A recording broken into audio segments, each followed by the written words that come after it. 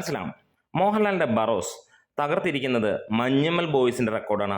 ആദ്യ ദിനത്തിൽ സിനിമയ്ക്ക് ആ ഒരു റെക്കോർഡ് തകർക്കാൻ കഴിഞ്ഞു എന്നുള്ളതാണ്. ചാനൽ ആദ്യമായിട്ടാണ് കാണുന്നതെങ്കിൽ ഒന്ന് സബ്സ്ക്രിപ്ഷൻ പരിഗണിക്കാവുന്നതും ആണ്. മഞ്ഞുമ്മൽ ബോയ്സ് എന്ന സിനിമ നമുക്കറിയാം 2024 ഏറ്റവും കൂടുതൽ കാശ് വാരിയ പടങ്ങളിലൊന്നാണ്.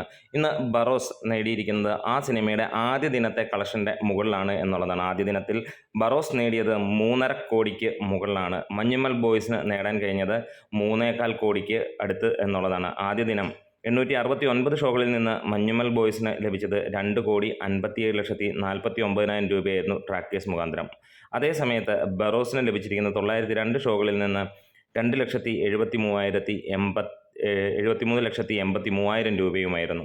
ആ ഒരു റെക്കോർഡാണ് ആദ്യം തകർത്തത്. ഇന്ന് 3 ദിനങ്ങൾ പിന്നിടുമ്പോൾ ബറോസിന് കേരള കളക്ഷൻ 6.25 കോടിക്ക് മുകളിലേക്ക് എത്തിയിരിക്കുകയാണ്. ആദ്യ ദിവസം 3.5 കോടിക്ക് മുകളിൽ നേടിയ സിനിമ രണ്ടാം ദിവസം 2 കോടിക്കും മൂന്നാം ദിവസമായ ഇന്നലെ നേടിയത് 1.25 കോടിക്ക് മുകളിലുമാണ്.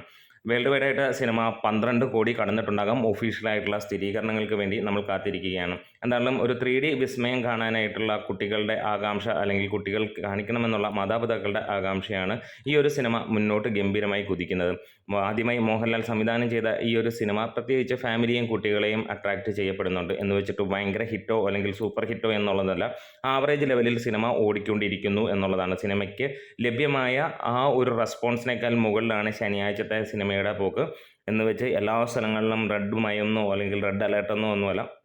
സ്വാഭാവികമായും ഇന്നും നമ്മൾ എക്സ്പെക്റ്റ് ചെയ്യുന്നു സിനിമയ്ക്ക് 1.5 കോടിയോളം കളക്ഷൻ എന്നുള്ളതാണ്. ആ ഒരു റേഞ്ചിലേക്ക് എത്തിക്കഴിഞ്ഞാൽ തന്നെ വലിയ സക്സസ് ആയി സിനിമ മുന്നോട്ട് പോയിക്കോളും എന്നുള്ളതാണ്. എന്തായാലും കാത്തിരിക്കാം. നമ്മുടെ വീഡിയോസ് ഇഷ്ടമായെങ്കിൽ ഒന്ന് സപ്പോർട്ട് ചെയ്തു തരാം. ലാൽ സലാം.